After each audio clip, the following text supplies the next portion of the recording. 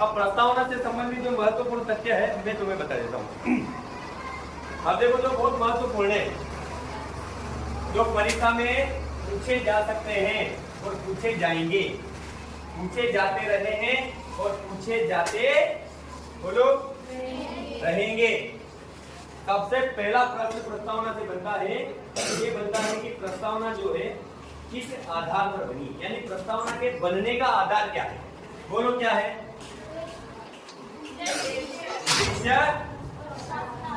प्रस्ताव। ये उद्देश्य प्रस्ताव कब लाया गया भाई? 13 दिसंबर 1946। किसने पढ़ाए?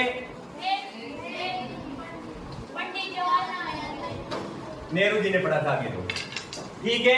अच्छा, फिर जब उन्होंने उद्देश्य प्रस्ताव संविधान सभा के सामने रखा तो सभी सभा ने स्वीकार कर किया।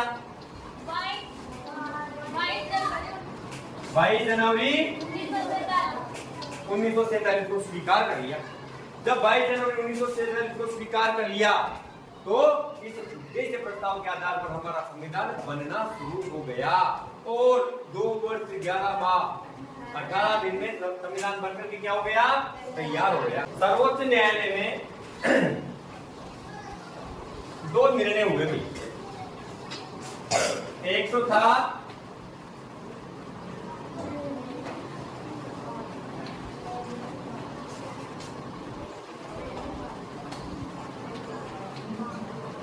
पढ़ो क्या लिखा मैंने? बेहरूबारी मामला 1960। इसके बारे में तुम्हें पता है क्या? देखो, भारत और पाकिस्तान जब अलग हो गए तो उस समय भारत और पाकिस्तान के बीच की जो सीमा थी ना, उसको एक लाइन डाल करके बनाया गया। उस सीमा का नाम क्या दिया?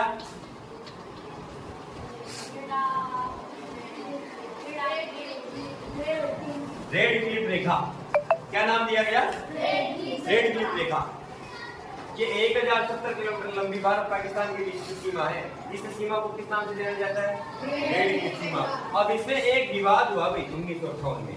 1958 में एक विवाद हुआ। क्या हुआ? विवाद हुआ तत्कालीन पश्चिमी बंगाल का एक क्षेत्र था, उसका नाम था, क्या नाम था? बेहरूबारी। तो पाकिस्तान ने इस पर दावा किया कि यह जगह हमारी है। तो उस समय के जो प्रधानमंत्री थे भारत के, कौन थे बोलो?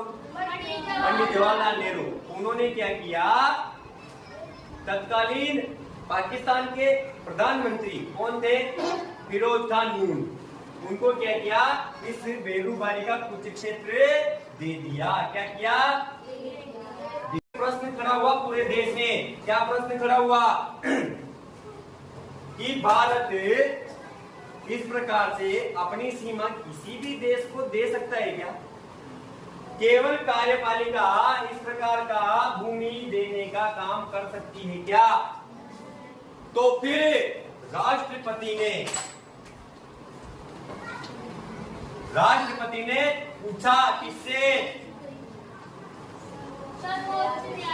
जो कि सर्वोच्च न्यायालय कौन सी संस्था है? सर्वोच्च न्यायालय वो संस्था है जो संविधान के प्रत्येक नियम, प्रत्येक भाग, प्रत्येक अनुच्छेद की व्याख्या करता है।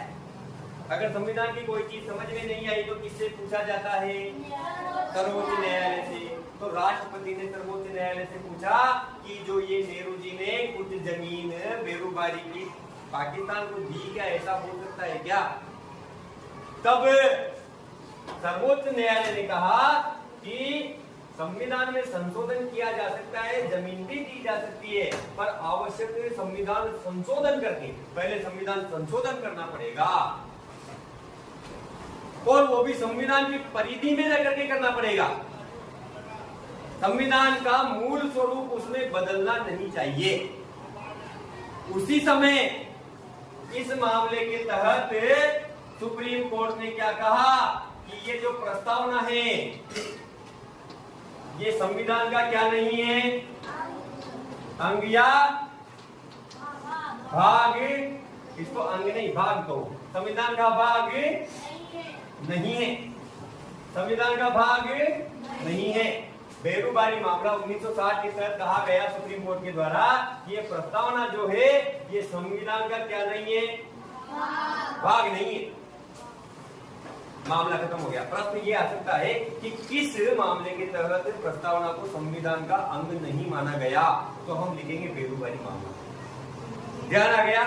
अब देखो, अभी वर्तमान में संविधान मतलब प्रस्तावना संविधान का भाग नहीं, अभिन्न भाग है।